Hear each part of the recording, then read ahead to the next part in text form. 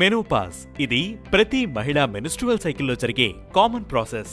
సాధారణంగా 42 ఏళ్లు దాటిన తర్వాత వరుసగా 12 నెలల పాటు పీరియడ్స్ రాకపోతే దాన్నే మెనోపాజ్ గా పరిగణిస్తారు. మెనోపాజ్ కి ముందు కొంతకాలం స్త్రీల శరీరంలో అనేక మార్పులు చోటు చేసుకుంటాయి. ఈస్ట్రోజన్ ఉత్పత్తి, హార్మోన్ల స్థాయిలో హెచ్చుతగ్గులు ఏర్పడతాయి. దీనివల్ల పీరియడ్స్ సక్రమంగా రాకపోవడం, ఎక్కువ లేదా తక్కువ రోజులు రక్తస్రావం అవడం వంటివి జరుగుతాయి. అకస్మాత్తుగా శరీరం వెచ్చగా అనిపిస్తుంది. మెడ, ముఖం, ఛాతిపై చెమట ఎక్కువగా వస్తుంది. మెనోపాజ్ లో కోల్డ్ ఫ్లాష్, హాట్ ఫ్లాష్ అని రెండు ఉంటాయి.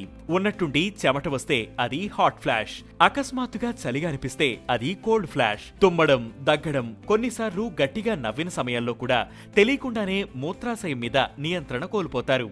మెనోపాజ్ లో ఉండే మరో పెద్ద సమస్య నిద్రలేమి. దీనివల్ల మానసికంగా చిరాకు, ఆందోళన, భావోద్వేగాల మీద కూడా నియంత్రణ కోల్పోతారు. మెనోపాజ్ సమీపిస్తున్నప్పుడు జుట్టు, చర్మం పొడిగా మారిపోతుంది. కొంతమంది సన్నగా అయితే మరికొంతమంది బరువు పెరుగుతారు. నడుము చుట్టూ కొవ్వు పెరిగిపోతుంది.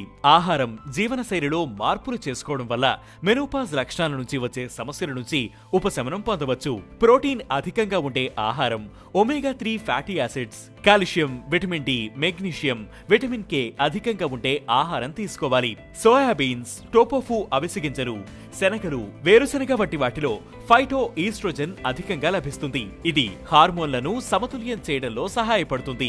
హోల్ గ్రెయిన్ డైట్ పాటించడం వల్ల గుండె సమస్యలు, క్యాన్సర్ వంటి ప్రమాదకరమైన దీర్ఘకాలిక వ్యాధుల ప్రభావాన్ని తగ్గించవచ్చు. యాంటీ ఆక్సిడెంట్లు, విటమిన్లు పుష్కలంగా లభించే సీజనల్ ఫ్రూట్స్, కూరగాయలు ఎక్కువగా తీసుకోవాలి. ధూమపానం, కెఫీన్ వంటివి మెనోపాజ్ లక్షణాలను మరింత తీవ్రం చేస్తాయి. అందువల్ల వీలైనంత వరకు వాటిని నివారించడం మంచిది.